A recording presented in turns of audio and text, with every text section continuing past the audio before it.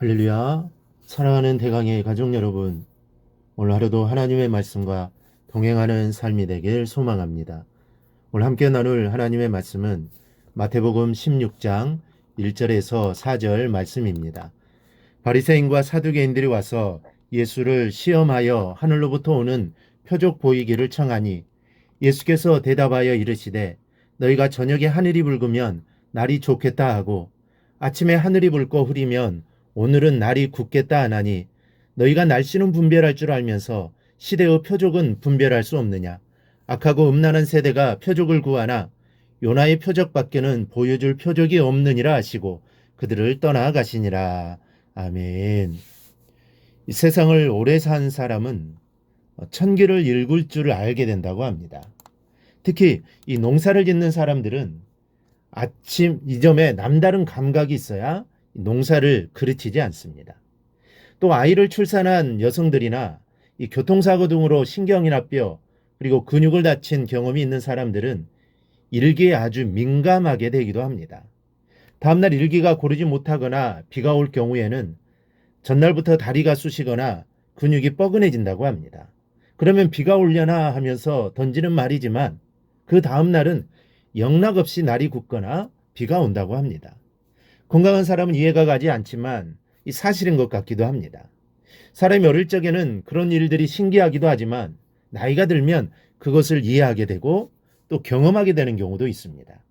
여름에 맞바람이 불면 비가 오고 겨울에 눈이 많이 내리면 풍년이 됩니다. 어쨌든 우리가 이렇게 일기에 민감한 것처럼 이스라엘 사람들 역시 마찬가지였던 것 같습니다. 예수님께서 오늘 표적을 구하는 바리새인과 사두개인들에게 너희가 저녁에 바람이 하늘이 붉으면 날이 좋겠다 하고 아침에 하늘이 붉고 흐리면 오늘은 날이 굳겠다 하나니 너희가 날씨는 분별할 줄 알면서 시대의 표적은 분별할 수 없느냐 그들을 책망하셨습니다.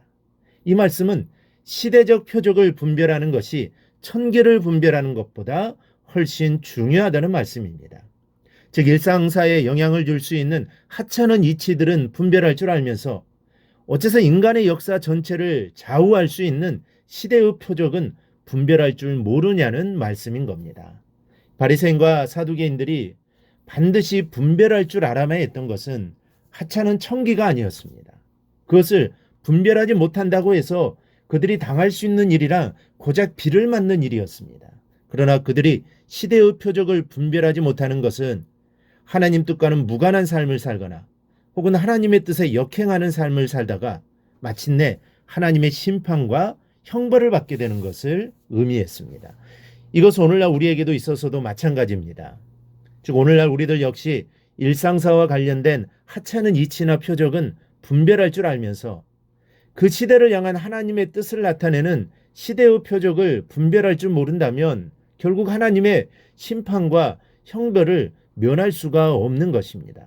그럼에도 불구하고 오늘날 대부분의 사람들은 일기예보, 주가 동향, 경제 전망 같은 일상사와 관련된 하찮은 징조와 표적을 분별하기에만 급급할 뿐 우리 시대를 향한 하나님의 뜻을 나타내는 시대의 표적을 알기에는 관심이 없습니다. 따라서 그들은 언제나 하나님의 뜻과는 무관한 하나님의 뜻에 역행하는 삶을 살아갈 수밖에 없는 것입니다.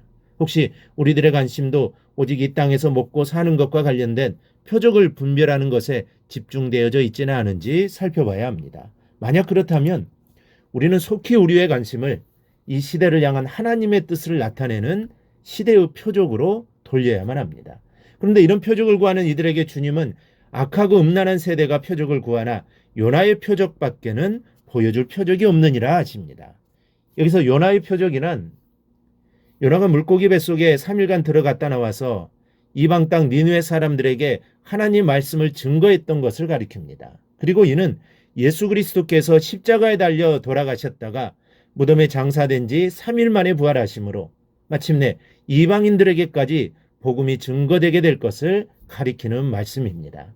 즉 예수 그리스도께서는 정말 종교적 허영심에 치우쳐서 무언가 신비한 표적 구하기를 청하는 바리새인과 서기관들에게 바로 역사가 당신의 메시아 되심을 분명하게 보여주는 표적이 될 것이라고 말씀하셨던 것입니다.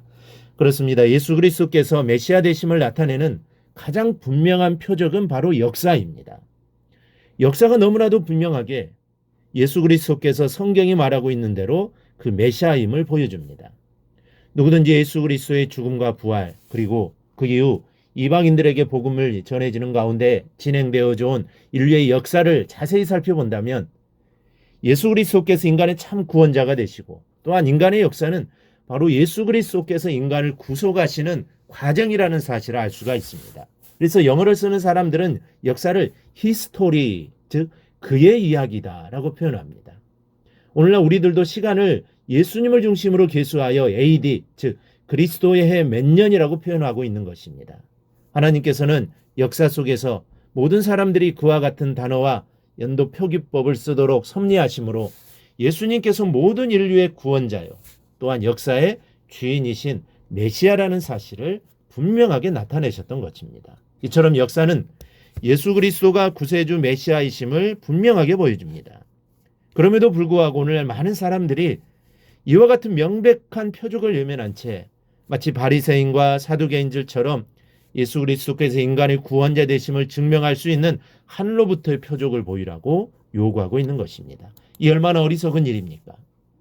만약 그들이 역사가 보여주는 명백한 표적을 통해서 예수 그리스도께서 메시아 되심을 믿지 못한다면 예수님께서 그들에게 그 어떠한 표적을 보여준다고 해도 그들은 예수님을 메시아로 믿을 수 없을 것입니다. 여러분, 우리는 역사를 통해서 예수 그리스도의 메시아 되심을 분명히 확신할 수 있어야 합니다. 역사에 나타난 명백한 표적을 보고도 다른 표적을 구한다면 그것처럼 우매한 일도 없습니다. 그러므로 오늘 하루, 아니 우리 평생에 예수님만 우리의 메시아 되심을 확신함으로 믿음을 견고히 세워나가는 저와 여러분이 되기를 주님의 이름으로 축원합니다. 오늘 묵상한 말씀을 굳게 잡고 삶으로 실천하며 살아내는 대강의 모든 성도들이 되기를 축복합니다.